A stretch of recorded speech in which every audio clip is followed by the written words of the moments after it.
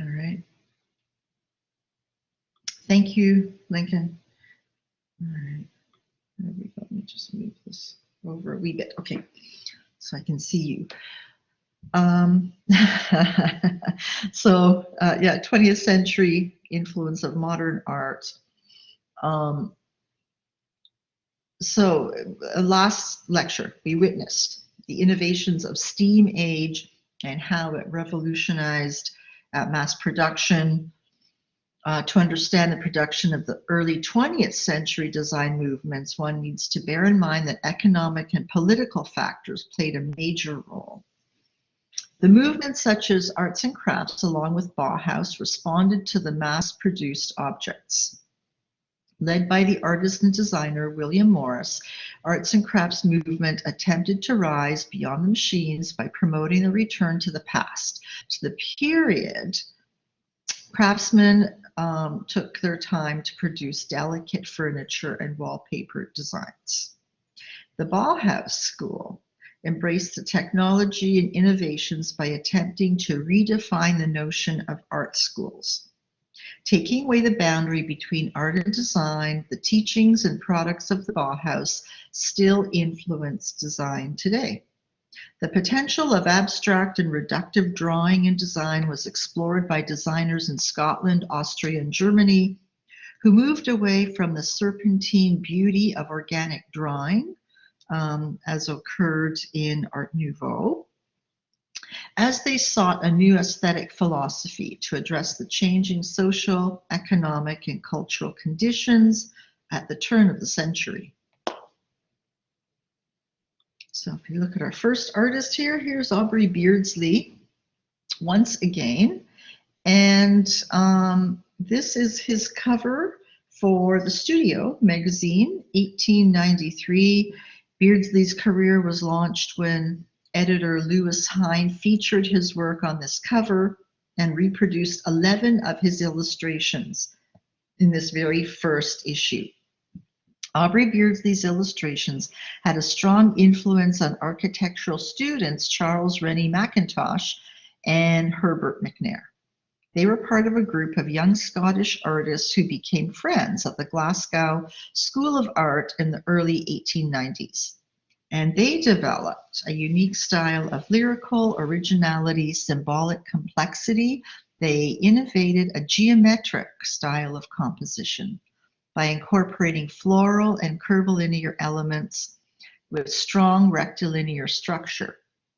Also characterized by bold, simple lines that define flat planes of color. So here's an example. This was the poster for the Scottish Musical Review and by the Glasgow School, Charles Rennie Mackintosh, and also his friend Herbert McNair. And this was a key term, once again, from when we had tests. But anyways, the Glasgow School is a key term.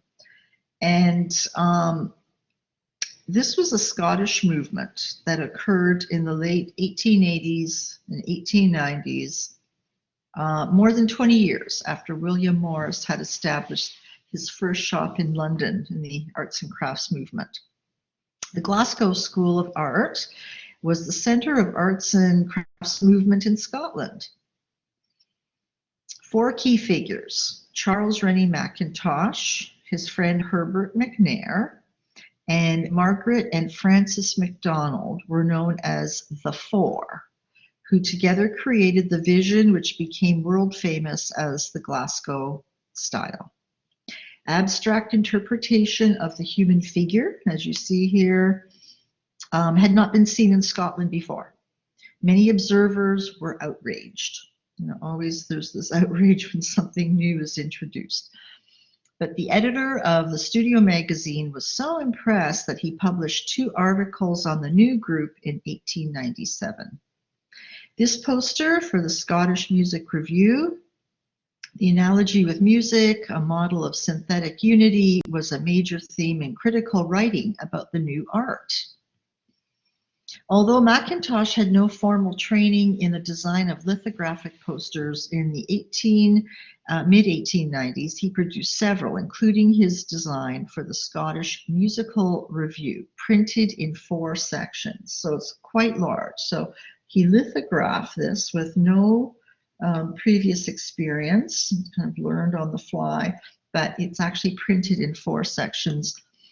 A towering image that rises 8 feet above the viewer. Human, plant, and bird forms are integrated into abstract patterns, illustrating symbolist themes of spiritual transformation, decay and renewal, day and night.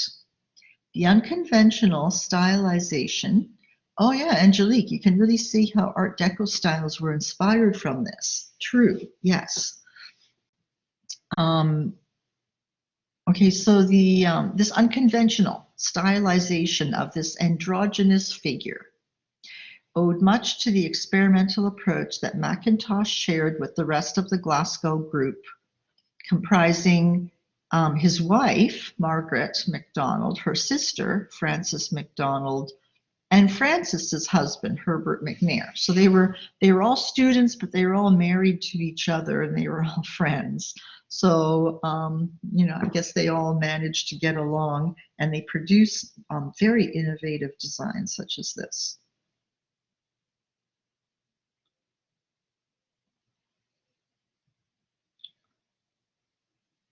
And here we have the poster for the first Vienna Secession exhibition by Gustav Klimt in 1898. And the key term here is Vienna Secession. The Vienna Secession is an art movement formed in 1897 by a group of Austrian artists who had resigned from the Association of Austrian Artists housed in the Vienna Künstlerhaus. This movement included painters, sculptors, architects. The first president of the secession was Gustav Klimt, and Rudolf van Alt was made honorary president. Its official magazine was called Ver Sacrum. That's V-E-R and then S-A-C-R-U-M.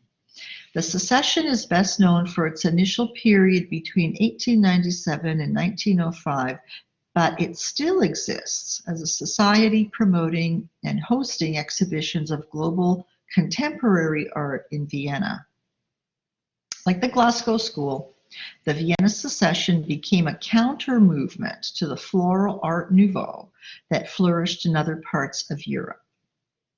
Klimt had an impact upon the development of Expressionism. Klimt's lavish mode of rendering his subjects in a bright palette, elaborately patterned surfaces, and elongated bodies was a step toward the exotic colors, gestural brushwork, and jagged forms of the later Expressionists, who we will see today as well.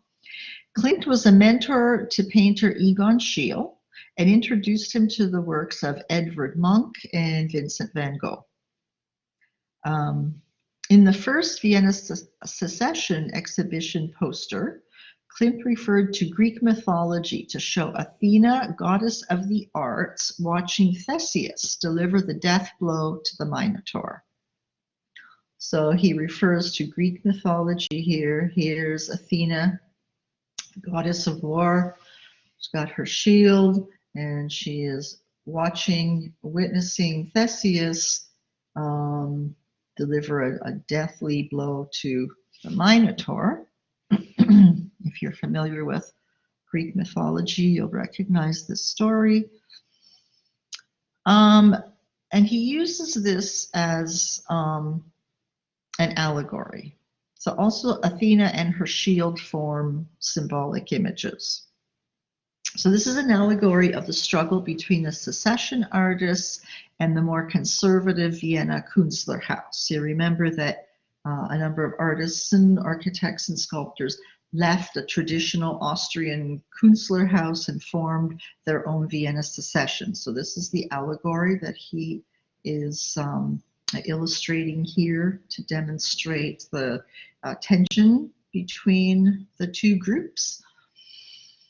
The large open space in the center is unprecedented in Western graphic design. So of course, lots of white space, which had never really been seen before. Nothing went in here. There were no other notes, nothing. So all of the headings and subheadings and text were at the bottom.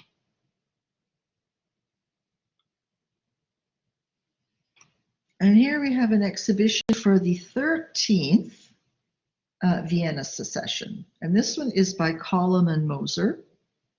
And he played a major role in defining the approach to graphic design. Here we see mathematical patterns of squares and rectangles contrast with circular forms of figures and letter forms. This geometry was not mechanical or rigid, but subtly organic. By the turn of the century, Moser and Joseph Hoffmann had been appointed to the faculty of the Vienna School of Applied Arts. They launched the Wiener Werkstatt, and that's translated as Vienna Workshops, in 1903. A spiritual continuation of William Morris's workshops, the Vienna Workshops sought a close union of fine and applied arts in the design of everyday objects, including books, greeting cards, and other printed matter. Their goal was to offer an alternative to poorly designed, mass-produced articles. Decoration was used only when it served these goals in an effort to elevate craft to the standard of fine art.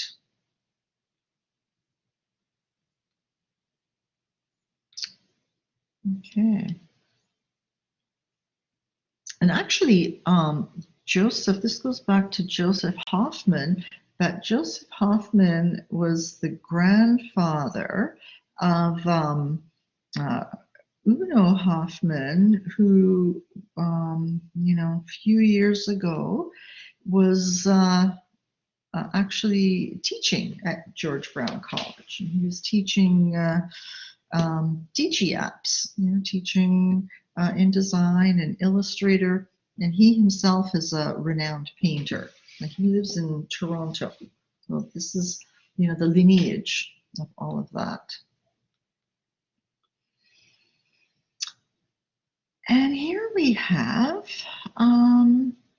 product design by Peter Behrens, and that's Behrens, 1868 to 1940. The German artist, architect, and designer Peter Behrens played a major role for design in the first half of the new century. He was an early advocate of sans serif typography and used a grid system to structure space in his design layouts. He has been called the first industrial designer because he designed manufactured products such as street lamps and teapots.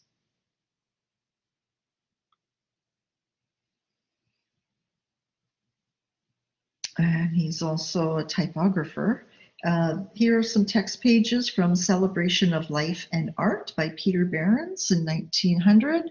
Blue-gray borders and red initials, surrounded by rust-colored decorations, frame the unprecedented sans serif running text. So sorry, this is only in black and white, but the initial cap is actually red and surrounded by rust-colored decorations. And he uses sans serif as for the first time as the body text. Usually we've been seeing serif typography, but never have we seen sans serif before used in a book as body. Unlike the ornate Victorian, Art Nouveau, and medieval typefaces dominating new type design at the time, Behrens standardized the strokes used to construct his letter forms. He created a uniquely German type by combining heavy condensed feeling of black letter, which was sort of more of a calligraphy that was in use at that time, the proportions of Roman inscriptions, and his standard letter form construction. The following year, Behrens explored formal geometric design motifs with modular sans serif characters based on a square. which foreshadow Art Deco design of the 1920s and 30s. So yeah, Angelique, you're right. You know, all of this design is very influential for Art Deco.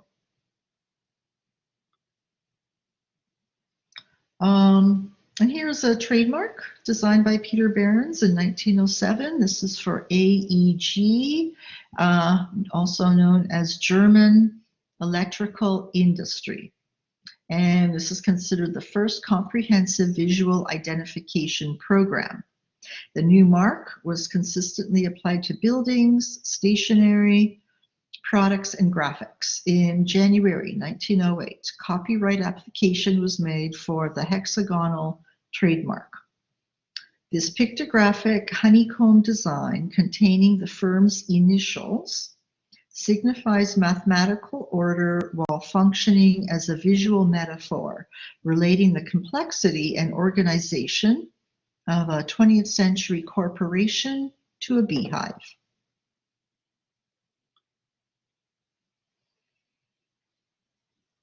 And again, industrial product designed by Peter Behrens.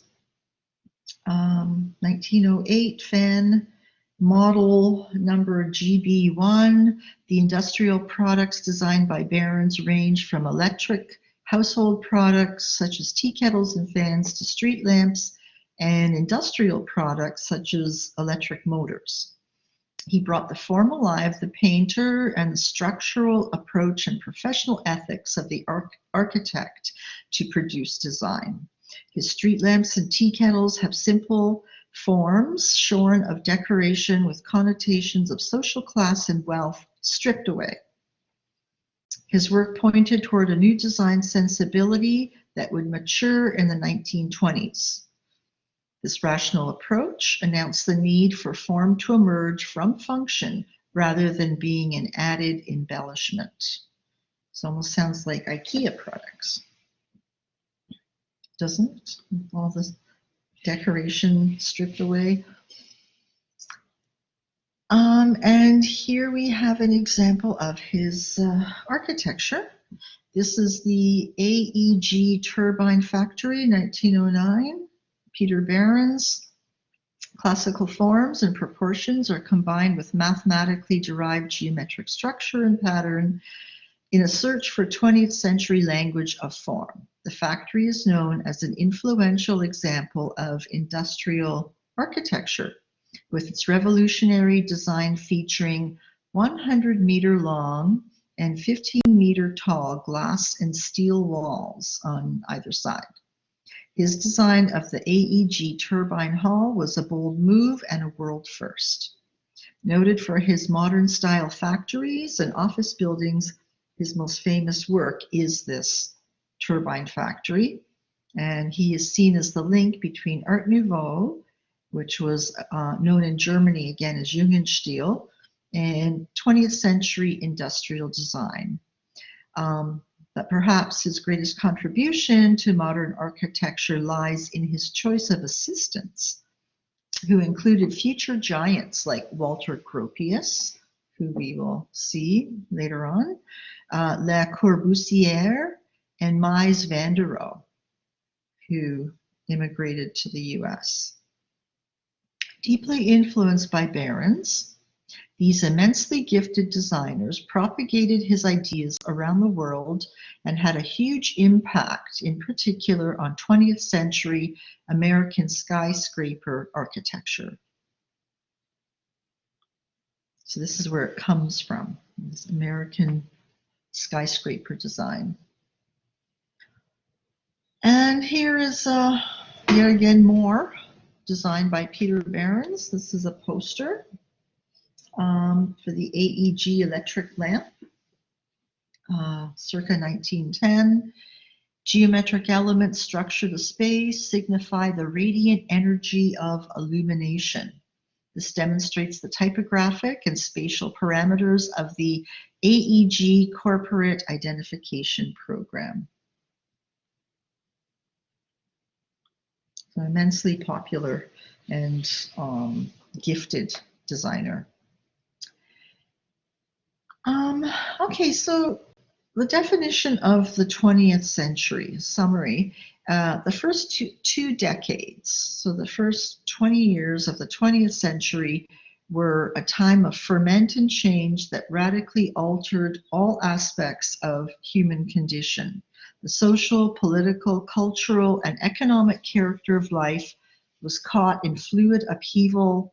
The slaughter during World War I, fought with destructive weapons of technology, shook traditions and institutions of Western civilization. Amidst this turbulence, it's not surprising that visual art and design experienced a series of creative revolutions that questioned long-held values and approaches, as well as the role of art and design in society. The evolution of 20th century graphic design closely relates to modern painting, poetry, and architecture, as well as significant socio-political factors. One of these first would be transportation. So the motor car, invented in the 1880s, airplanes, 1903, and radio transmission, 1895. You'll see that transportation was radically altered by the coming of the motor car and the airplane. The motion picture industry, 1896, and the wireless transmission, 1895, all foretold of a new era of human communications.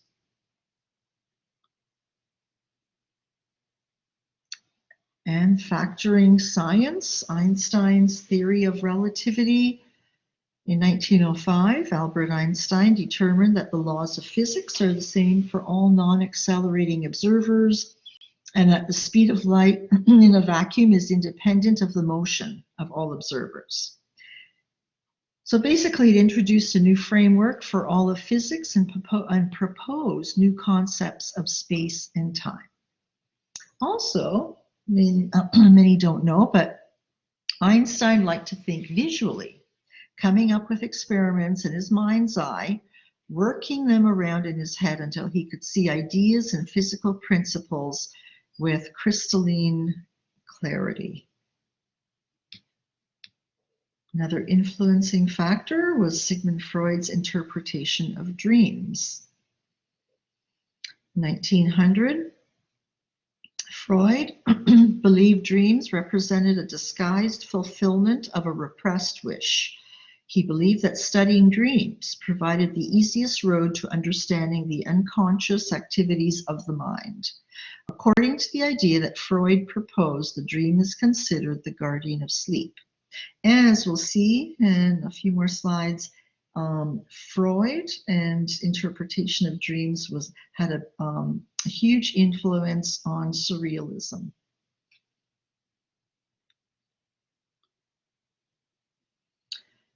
World War I, 1914 to 1918, there were 16 million deaths and 21 million wounded. The total number of deaths includes 9.7 million military personnel and about 10 million civilians. The Entente powers, also known as the Allies, lost about 5.7 million soldiers, while the Central powers lost about 4 million. World War II, 1939 to 1945. The devastation of the Great War, or as World War I was known at the time, had greatly destabilized Europe. And in many respects, World War II grew out of issues left unresolved by that earlier conflict. In particular, political, economic instability in Germany and lingering resentment over the harsh terms imposed by the Versailles Treaty fueled the rise to power of Adolf Hitler and the Nazi Party. World War II began in Europe on September 1st, 1939, when Germany invaded Poland. Some 75 million people died in World War II, including about 20 million military personnel, 40 million civilians, many of whom died because of deliberate genocide, massacres, mass bombings, disease, and starvation. World War I lasted more than 4 years, but about 16 million people died. And World War II only happened 20 years later.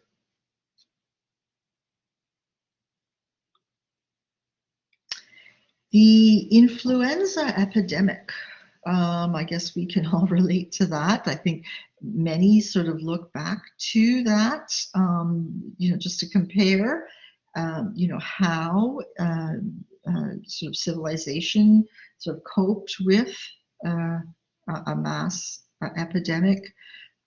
It was also known as the Spanish flu. 1918 was an unusually deadly influenza pandemic caused by the H1N1 influenza A virus, lasting from February 1918 to April 1920. It infected 500 million people, about a third of the world's population at the time, in 4 successive waves.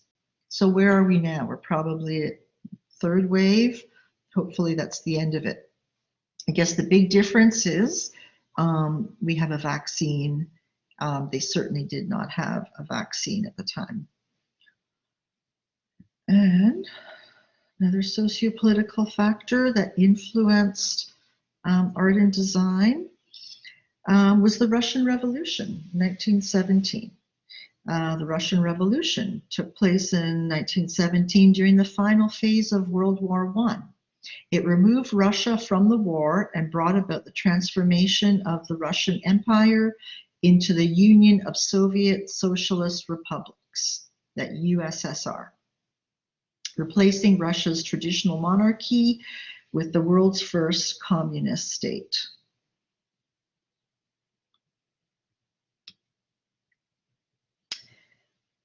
And the influence of modern art on the evolution of graphic design. The traditional objective view of the world at this point was shattered after its major conflicts. The representation of external appearances did not fulfill the needs of emerging European avant-garde. Elemental ideas about color and form, social protest, and deeply personal emotional states occupied many artists. The evolution of 20th century graphic design, again, closely relates to modern painting, poetry, and architecture. One of the first movements to emerge was Cubism. Does anyone know what Cubism is all about? Are you familiar with the characteristics of Cubism? Highly influential in all the movements that follow it. It's an early 20th century art movement. Yeah, Jacob, that's right. All points of perspective. Jay could not figure correct appearance. Yeah, because of it was trying to view an object from all different angles at the exact same time. So it was an art movement which brought European painting and sculpture historically forward toward 20th century modern art. Cubism, in its various forms, inspired related movements in music, literature, and architecture. Cubism has been considered to be among the most influential art movements of the 20th century, challenged the 400-year Renaissance tradition of pictorial art. The term is broadly used in association with a wide variety of art produced in Paris during the 1910s and extending through the 1920s. The movement was pioneered by Georges Braque and Pablo Picasso and was joined by Fernand Léger and Juan Gris, among others. One primary influence that led to Cubism was the representation of three-dimensional form in the late works of Paul Cézanne, who treated nature in terms of the cylinder, the sphere, and the cone. In Cubist artwork, objects are analyzed, broken up, and reassembled in an abstracted form. Instead of depicting objects from a single viewpoint, the artist depicts the object from a multitude of viewpoints to represent the subject in a greater context. The impact of Cubism was far-reaching, wide-ranging.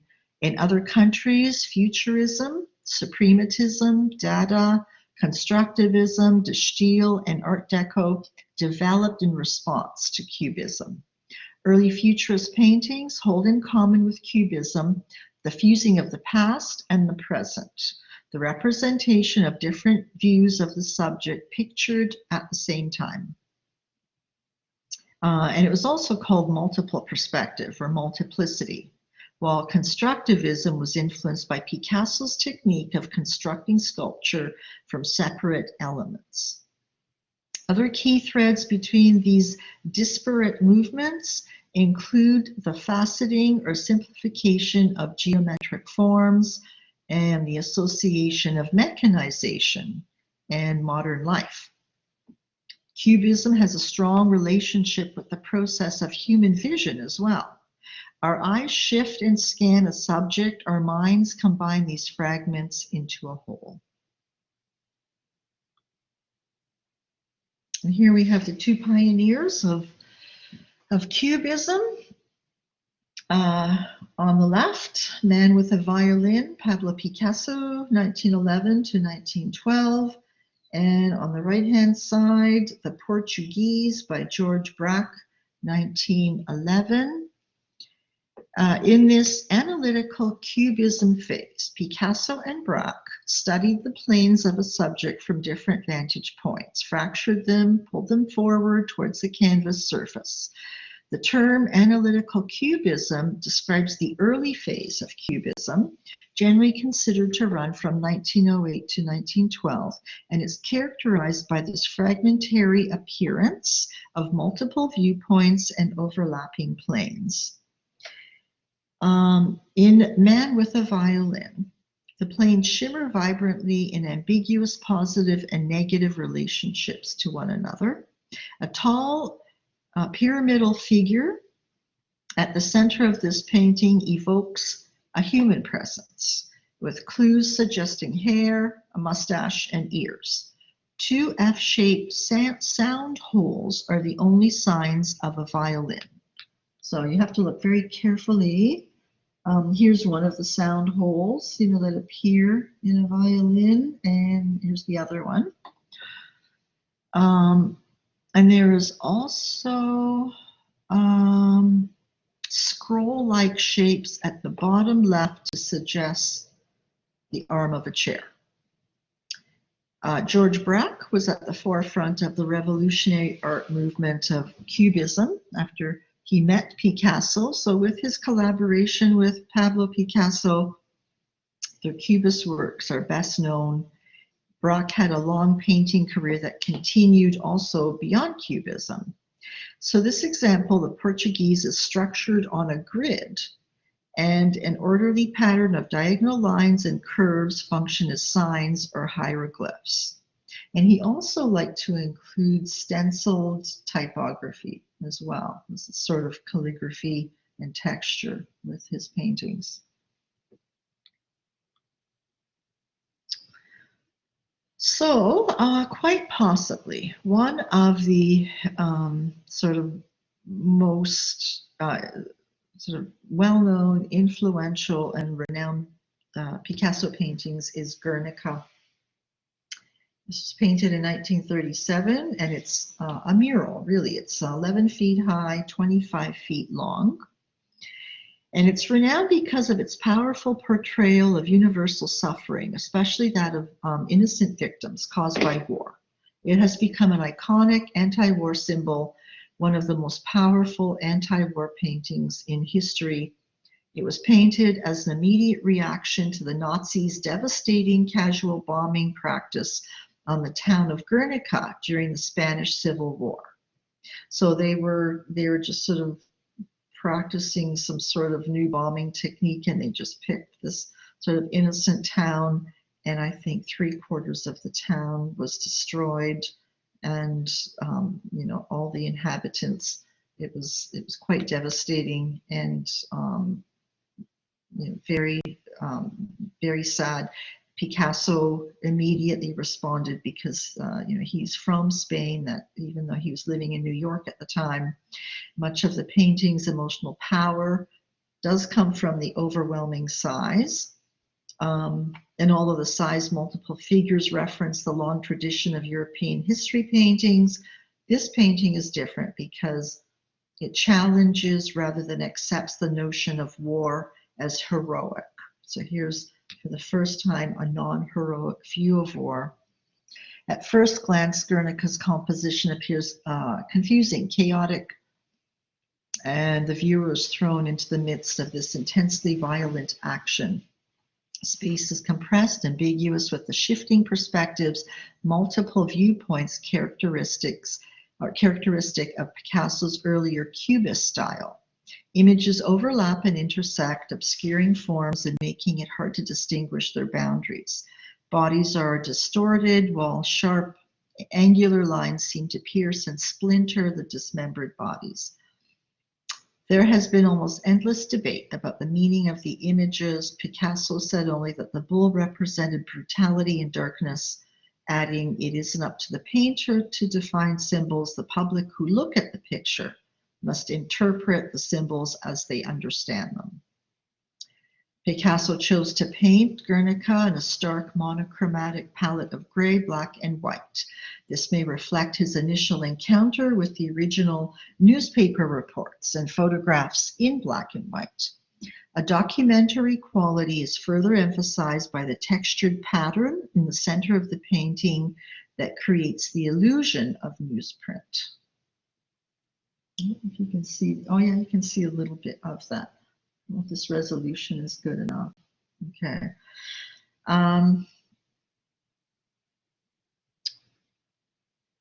Okay, Jay, the Today lecture PowerPoint does not include this image. Oh, okay, yeah, okay. So yes, I'm going to update the PowerPoint. This is an updated version of the lecture. Okay, so yes, thanks for letting me know. But you can see it right now, right? You can see Guernica. All right.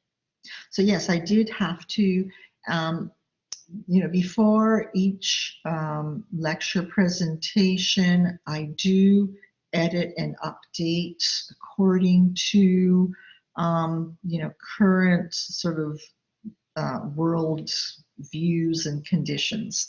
So, you may find some things that are eliminated and others that are added. But I will update this one on Blackboard. So where were we? Here we have Women in an Interior by Fernand Léger, 1921. He had joined Picasso and Braque in the Cubist movement, and this painting represents a group of 3 reclining nudes drinking tea or coffee in a chic apartment. While the reclining nude is the common subject in art history, these women's bodies have been simplified into rounded and dislocated forms, their skin not soft but firm, buffed, and polished. The machine-like precision and solidity with which Léger renders human form relates to his faith in modern industry and to his hope that art and the machine age would together reverse the chaos unleashed by World War I. Nature, he thought, should be treated in terms of the cylinder, the sphere, and the cone. And this is where he got his inspiration from.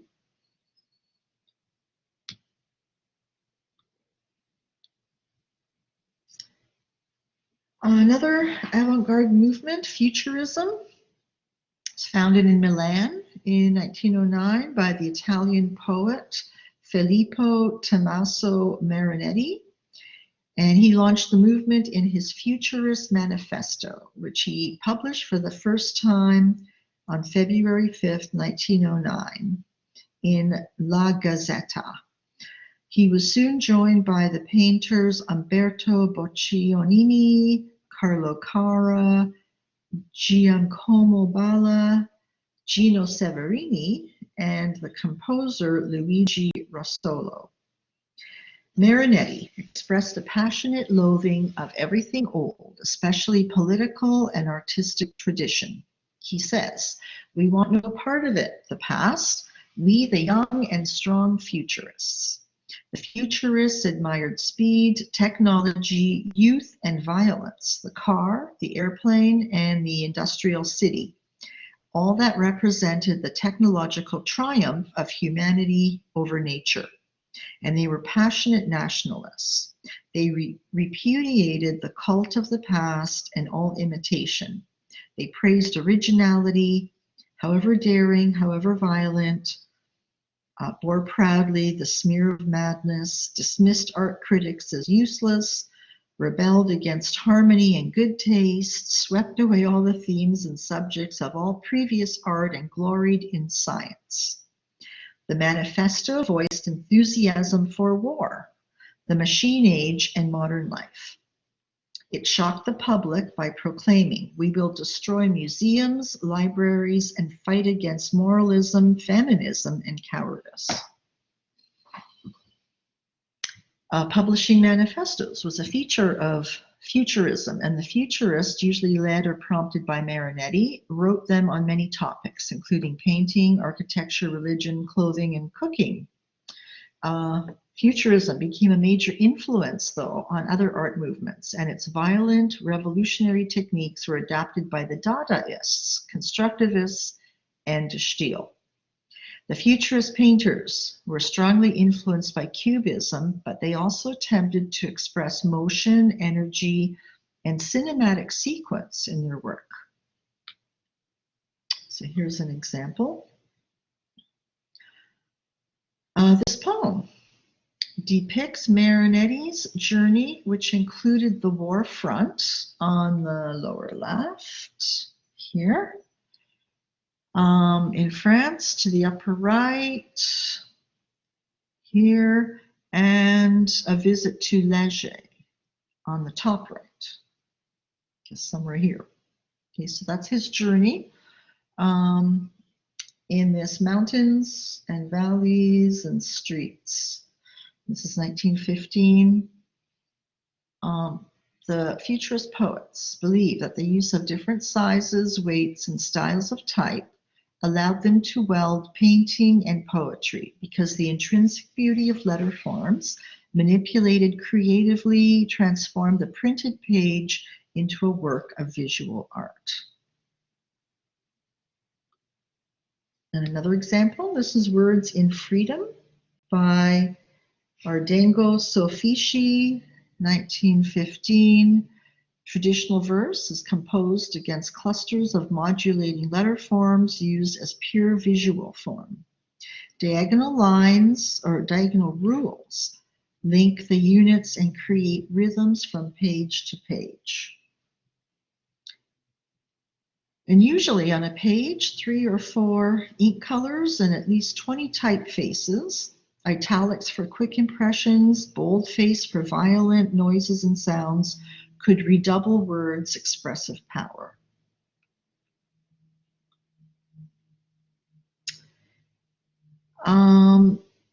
One of the most well-known futurists was Fortunato Depero. It's D-E-P-E-R-O. Here is his detail of the cover for Dinamo Azzari, 1927. And as you can see here, it was quite a textural piece bound by massive chrome bolts. This book expresses its status as a physical object, a precursor of the artist's book, published by an artist as a creative expression independent of the publishing establishment. So he printed and bound this himself. Fortunato Depero, 1892 to 1960, produced a dynamic body of work in poster, typographic, and advertising design. This young painter shifted from social realism to futurism in 1913 after seeing a copy of the futurist paper La Serba. From 1928 to 1930, Deperoux worked in New York designing covers for magazines such as Vanity Fair, Movie Makers, Sparks, as well as print advertising.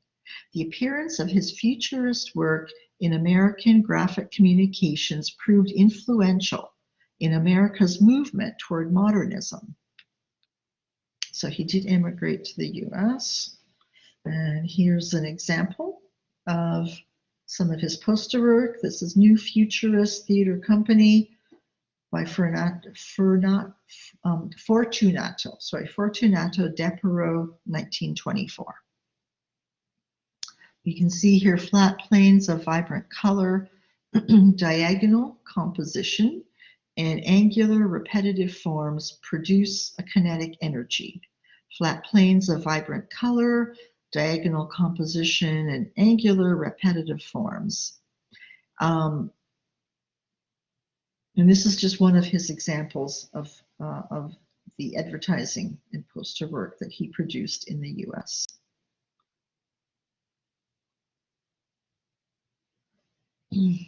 Another movement that was influenced by Cubism is Dada.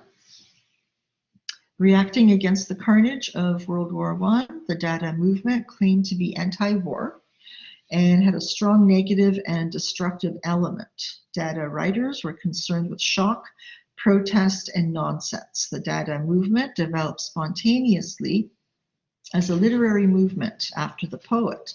Hugo Ball opened the Cabaret Voltaire in Zurich, Switzerland, as a gathering place for independent young poets, painters, and musicians. Dada quickly spread from Zurich to other European cities. Dadaists said they were not creating art, but mocking and defaming a society gone insane. Even so, several Dadaists produced meaningful visual art and influenced graphic design. Dada artists claim to have invented photo montage. This is a technique of manipulating found photographic images to create jarring juxtapositions and chance associations. Raoul Haussmann and Hannah Hosch were creating outstanding work in the medium as early as 1918. And here is an image I'm sure almost everyone is familiar with. This is, of course, called The Fountain. The artist is Marcel Duchamp, 1917, and the key term here is ready-made. So this is an example of a ready-made, which is a term that Duchamp coined. So when an object is removed from its usual context, we suddenly see it with fresh eyes and respond to its intrinsic visual properties. Henri Robert Marcel Duchamp, 1887 to 1968, was a French-American painter, sculptor, chess player, and writer whose work is associated with Cubism, conceptual art, and Dada, although he was careful about the use of the term Dada and it was not directly associated with Dada groups. Duchamp is commonly regarded, along with Pablo Picasso and Henri Matisse, as one of three artists who helped to define the revolutionary developments in the plastic arts in the opening decades of the 20th century, responsible for significant developments in painting and sculpture. Duchamp has had an immense impact on 20th century and 21st century art, and he's had a seminal influence on the development of conceptual art. By World War II, he had rejected the work of many of his fellow artists, like Henri Matisse, as retinal art, that is, intended only to please the eye. Instead, Duchamp wanted to use art that would serve the mind. Raoul Haussmann, 1886 to 1971, was an Austrian artist and writer. You can see one of his pieces here, an example of photo montage. This is called The Art Critic, 1919. One of the key figures in Berlin Dada, his experimental photographic collages, sound poetry, and institutional critiques would have a profound influence on the European avant-garde in the aftermath of World War I. Another member of the Dada group, this is Hannah Hosch, and this is Da Dandy, 1919 photo montage. So she was born in 1889, passed away in 1978. The German Dada artist, best known for her work of the Weimar period, when she was one of the originators of photomontage. And again, photomontage is a type of collage in which pasted items are actual photographs or photographic reproductions pulled from the press and other widely produced media. Hosch's work was intended to dismantle the fable and dichotomy that existed in the concept of the new woman, an energetic, professional, androgynous woman who is ready to take her place as man's equal. Her interest in the topic was in how the dichotomy was structured, as well as in who structures social roles.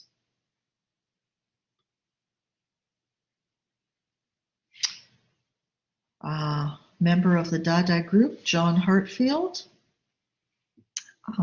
is the English name adopted by Helmut Herzfeld as a protest against German militarism and the army in which he served from 1914 to 1916.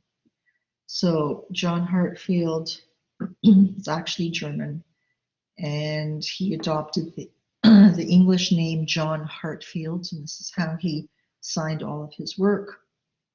Here we see one of his photo montages. This is Adolf the Superman swallows gold and talks tin, 1935.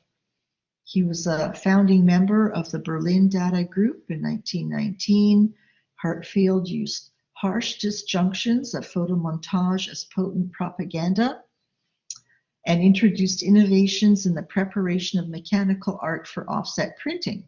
So he was able to reproduce these posters because he printed them himself. In 1938, he discovered he was on a secret Nazi list of enemies and fled to London. This photo montage shows an X-ray of Hitler with an esophagus of gold coins. And again, it's meant to mock. He was also always mocking the Nazi party, which of course was not allowed, which is why he had to flee to save his own life.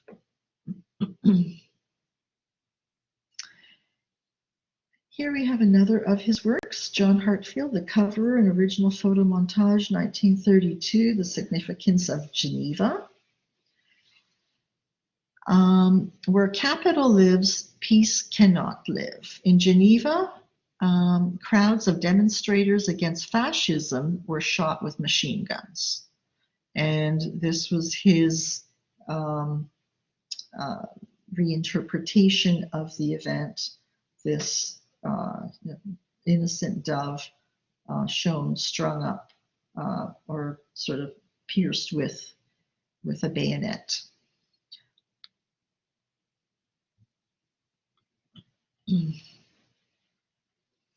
And you may recognize this one. This is a very popular image as well. The title for this poster, John Heartfield, it's "Whoever reads the bourgeois press turns deaf and blind." So the illustration is attacking the journalist press. You see a surreal head wrapped in newspaper and appears over the headline, "Away with stupefying bandages."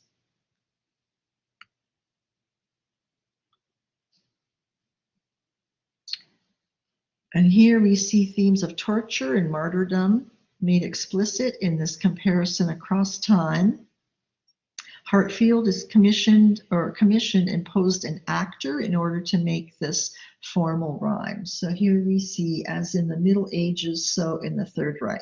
So once again, he is always mocking and critiquing the Nazi Party with this poster, 1934.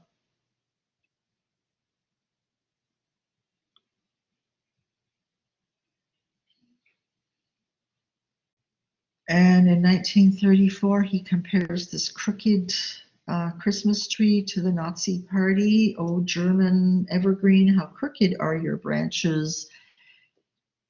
So here, a sickly tree symbolizes the ethos of the Third Reich.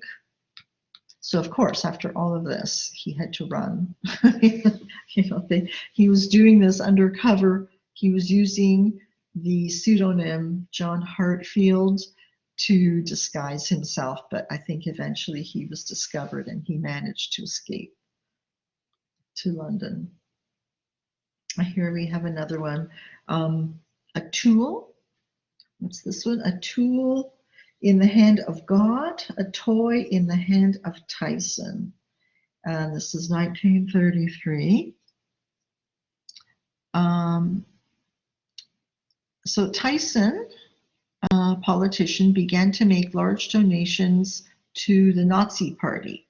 He did not join the Nazi Party until 1933. Tyson's principal motive in supporting the Nazis was his fear of communism. At the end of World War II, it was revealed that he had donated at least 650,000 Reichsmarks to right-wing parties, mostly Nazis.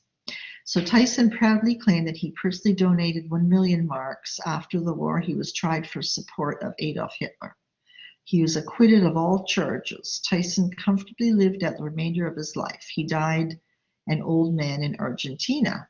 And Hartfield's collage of Tyson pulling Hitler's string shows how Hartfield could infuse his montages with stunning visual clarity. He consistently avoided heavy-handed approaches that might blunt his message.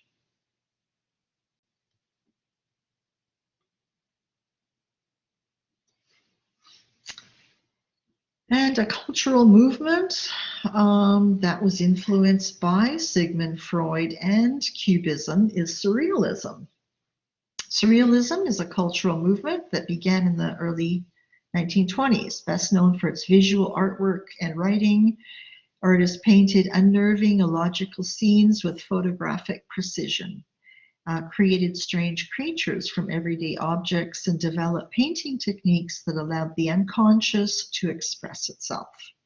Its aim was to resolve the previously contradictory conditions of dreams and reality into absolute reality, a super reality, and the unconscious realm explored by Sigmund Freud.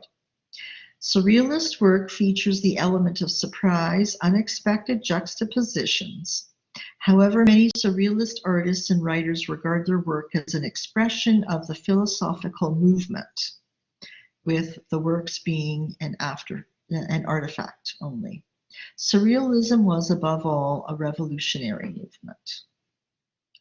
Developed out of Dada activities during World War I, most important center of the movement was Paris. From the 1920s, the movement spread around the globe, eventually affecting visual arts, literature, film, and music of many countries and languages, as well as political thought and practice, philosophy, and social theory. Where Dada, though, had been negative, destructive, and exhibitionist, Surrealism professed a poetic faith in man and spirit. So, in contrast to Dada, Surrealism has a positive outlook.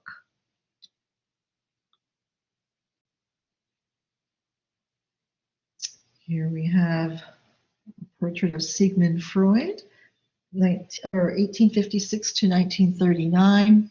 Sigmund Freud emphasized the importance of the unconscious mind, and primary assumption of Freudian theory is that the unconscious mind governs behavior to a greater degree than people suspect. Indeed, the goal of psychoanalysis is to make the unconscious conscious. The Interpretation of Dreams is an 1899 book by Freud in which he introduces his theory of the unconscious with respect to dream interpretation. Psychoanalysis was a main source of influence for Salvador Dali and Surrealism. Here we have an example of Dali's work. This is The Persistence of Memory, 1931. Salvador Dali is among the most versatile, prolific artists of the 20th century and the most famous surrealist. Though chiefly remembered for his painterly output, in the course of his long career, he successfully turned to sculpture, printmaking, fashion, advertising, writing, and most famously, filmmaking in his collaboration with Alfred Hitchcock.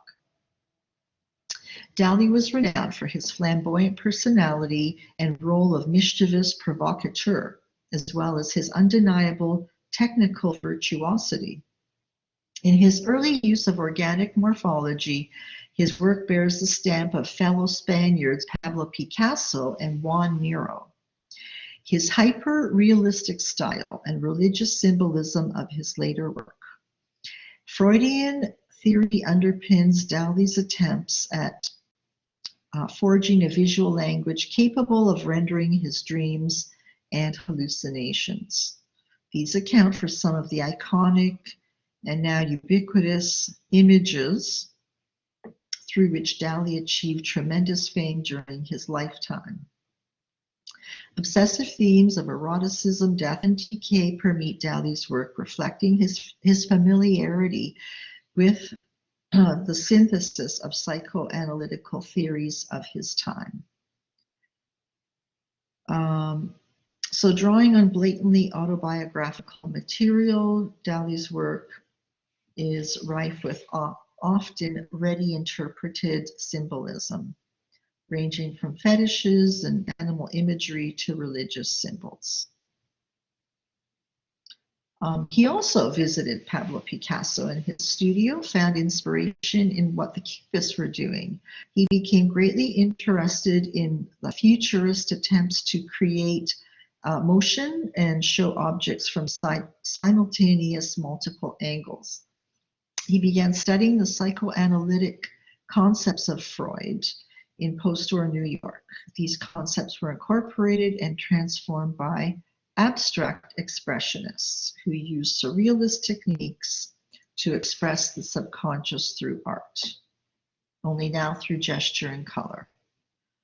Salvador Dali's use of wildly juxtaposing found objects to create sculpture helped shape the medium from its traditional foundations, opening the door for great assemblage artists such as Joseph Cornell. Today, we can still see Dali's influence on artists painting in surrealist style, others in contemporary visionary art sphere, and all over digital art and illustration spectrums. And this is another surrealist artist. This is René Magritte, Son of Man, 1964. Magritte was born in Belgium, 1898.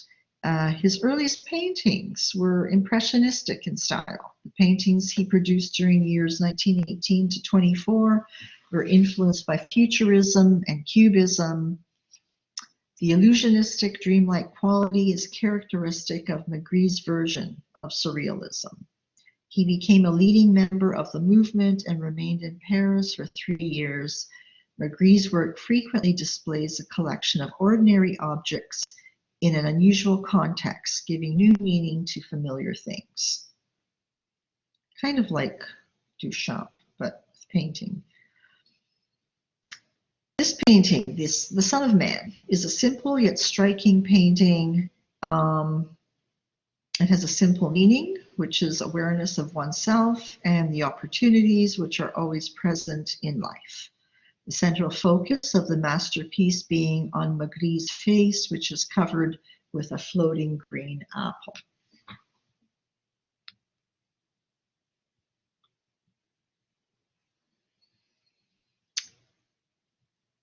And another movement, another ism, another movement that developed out of a sort of reaction against World War I, World War II, is Expressionism. And the tendency in early 20th century art to express not objective reality, but a personal response to events. The classic phase of expressionist movement lasted from approximately 1905 to 1920 and then spread throughout Europe. Expressionism emerged simultaneously in various cities across Germany as a response to widespread anxiety about humanity's increasingly discordant relationship with the world and accompanying lost feelings of authenticity and spirituality. In part, a reaction against Impressionism and academic art as well. Vincent van Gogh, Edvard Munch, and James Ensor proved particularly influential to the Expressionists, encouraging the distortion of form, use of strong colors to convey the Expressionist artists who often employed swirling, swaying, exaggeratedly executed brushstrokes. These techniques were meant to convey the emotional state of the artist, reaching to the anxieties of the modern world. So once again, Expressionism expresses not the reality, but a personal response. And to put it all into context, the word is broken apart because of the conversion, to collaborate, but this should read Degenerate Art Exhibition Catalog. The designer is unknown. The sculpture, though, is by Otto Freundlich, 1937. Kind of around this time, well, sort of like around, after the Nazis came to power and just before the Second World War, the Nazis held 2 art exhibits in Munich. So when the Nazis came to power in 1937, or 1933, sorry, in 1937, they held 2 art exhibits. The first was called Entartet Kunst, that you see here, translated into Degenerate Art Exhibit of Modern Art. And the second one was the Great German Art Exhibit. So they were 2 very different, distinct exhibits. And so what was this purpose? The Degenerate Art Exhibit was staged to ridicule, denigrate, and mock modernism. It was also to show the public what in particular constituted degenerate art. It was to indoctrinate the public about the dangers of modern art, and it was to demonstrate that this corruption of art was not an experiment, but an organized attempt by the Bolsheviks and Jews to create cultural, political anarchy by undermining traditional German values. The term degeneracy derived from 19th century medical terminology used to describe genetic deformity, and they translated it as degenerate, someone or something who has deteriorated from previous state of health. The Nazis believed that the distortions in modern art were symptomatic of degeneration of the artist's mental and perceptual faculties. So basically, they were suspicious and afraid of the motives of modern art. They thought it would undermine traditional German values and in turn threaten the Nazi Party. So we'll just see in a few minutes some of the artists who were featured in this exhibition. The first one was Ernst Ludwig Kirchner, 1915. It's a self-portrait. In post-New York, the concepts of expressionism were incorporated and transformed by the abstract expressionists who used surrealist techniques to express the subconscious through art, only now through gesture and color. Salvador Dali's use of wildly juxtaposing found objects to create sculpture helped shape the medium from its traditions. And Kirchner says, I paint with my nerves and my blood. This painting was actually included in the Degenerate exhibit I was just telling you about, invented to mock modern art. And in this self-portrait painted during World War I, Kirchner shows himself in his studio with a model. The amputated limb that emerges from his uniform symbolizes the impossibility of painting during this terrible time. Traumatized by the trenches, Kirchner suffered from one depression after another until finally in 1917, paralyzed in both arms and legs, he was admitted to a sanatorium in Switzerland. The Nazis removed over 600 paintings by Kirchner from public museums and displayed some of them in the Degenerate art exhibit. So they actually confiscated his paintings from museums as well as many other modern artists and didn't return them. Another expressionist artist, kind of an activist, but with a much, softer sort of gesture, use of form and color. This was Kathy Kollwitz, 1867 to 1945. So she actually lived through two world wars, World War I, World War II. The horrors of war became a consistent theme for this German expressionist artist. Some of the movement's most searing images are by Berlin-based Kathy Kollwitz. While she originally studied painting, Kollwitz focused on printmaking. As of 1890, medium she believed could better convey social critique. Her early images highlight the plight of the poor and the oppressed as a means to condemn the German government's conservative social policies. But her best-known, most expressive work was made in response to World War I and the death of her own son in battle. So here you see Kollwitz captures the tragedy of World War I in this image of lower-class German mothers left to fend for themselves and their children after the war. Because, of course, now, they were left without husbands. The black and white medium emphasizes the harshness of their reality. And even though she lived a privileged life, as the wife of a physician, she was also afforded the opportunity to witness the suffering of her husband's patients. And many of these were widowed women with children.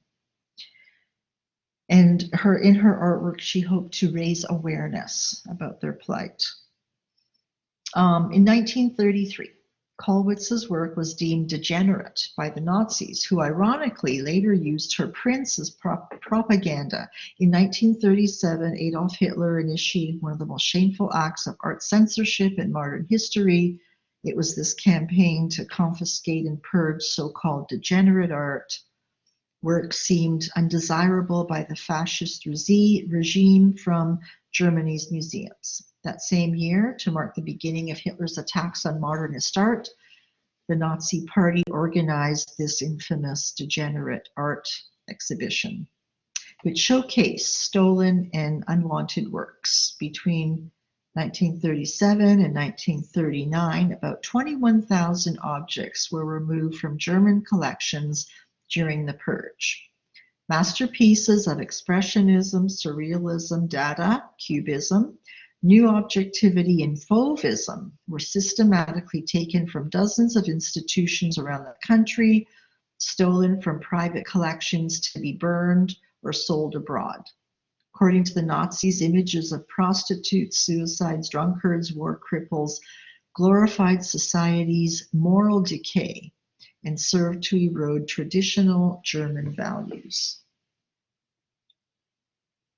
The AGO, by the way, has a remarkable collection of Kathy Kollwitz's work due to a very generous donation by a collector. I believe they have approximately 170 of her artworks. So some of them can be viewed online, and they also have some video presentations with a curator who narrates, a very nice sort of summary about her work. But definitely, once we are able to visit museums again, this would definitely be something to go and see, because they really do have this sort of remarkable collection of her work. This is one of her well-known pieces. This is called The Battlefield, 1907. It's an etching, dry point, and aquatint. Her art and writings reveal a lifetime's exploration of death, sacrifice, loss. In this work, a mother searches for her son on a shadowy battlefield strewn with corpses.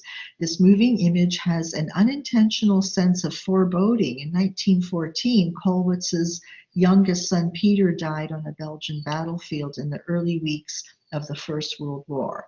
And this, this event, of course, dramatically influenced her activism against the war. And here's maybe one of the final pieces. This is a commissioned piece. It's called The Survivors Make War on War. Kathy Kollwitz, poster 1923.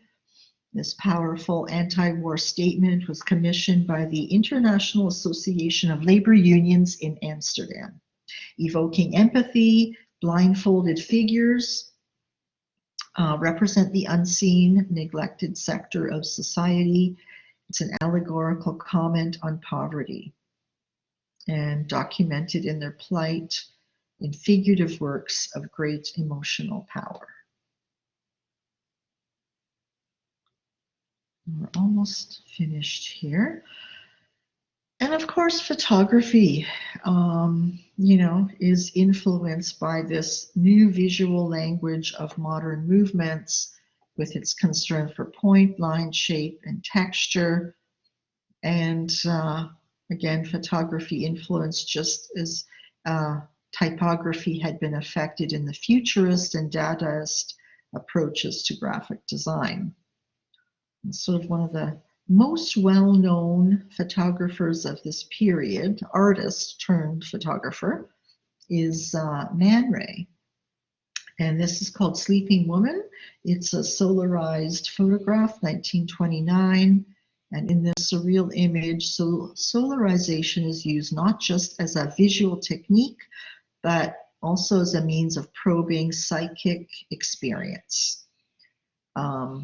He says nature does not create works of art, it is we, and the faculty of interpretation peculiar to the human mind that see art.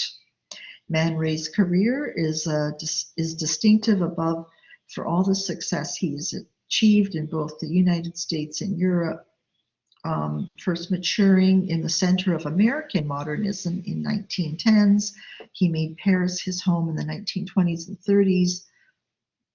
And in the 1940s, he crossed the Atlantic once again, spending periods in New York and Hollywood. He met Marcel Duchamp in 1915, fell under the Dada spell. His art spanned painting, sculpture, film, prints, poetry. And in his long career, he worked in styles influenced by Cubism, Futurism, Dada, and Surrealism.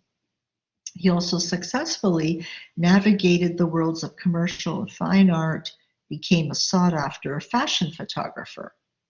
He is perhaps most remembered for his photographs of the interwar years, in particular the camera-less pictures he calls rayographs, but he always regarded himself first and foremost as a painter. He was the first photographer to explore the potential of this technique of solarization. So this is the reversal of tonal sequence in the denser areas of a photograph, negative or print, which adds strong black contours to the edges of major shapes. Solarization is achieved by giving a developing photographic image a second exposure to light. So this is if you're developing your own film. In the darkroom. And another famous image by Man Ray is this violin of Ingres, 1924, also called Le Violon de Ingres in French. It's inspired by Jean-Dominique Ingres' La Grande Béguinesque. Ray used Kiki, a model that he frequently liked to use in his photography. He used her wearing a turban as a model for this piece. He transformed the female body into a musical instrument by painting sound holes on her back. So remember the sound holes that Pablo Picasso sort of included, in abstract form in his painting Man with a Violin, to kind of allude to musical instruments.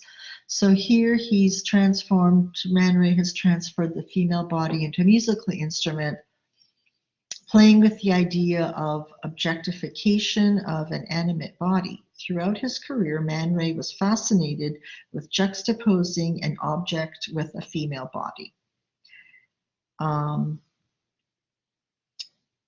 Ingres' works were admired by many surrealist artists, including Ray, for his representation of distorted female figures. Ingres' well-known passion for the violin created this colloquialism in French, violin de Ingres, meaning a hobby. Many describe Le Violon de Ingres as a visual pun depicting his muse, here Kiki, as Man Ray's violin de Ingres. So they're having a bit of fun here, saying that she was his hobby. But this image is one of many of Man Ray's photographs that have gone on to have a rich afterlife in popular culture. F-holes have become a popular tattoo design among musicians and fashion designers like Victor and Rolf, who referenced the image to create their spring 2008 collection. And I believe that's it for today. Okay, so let's just stop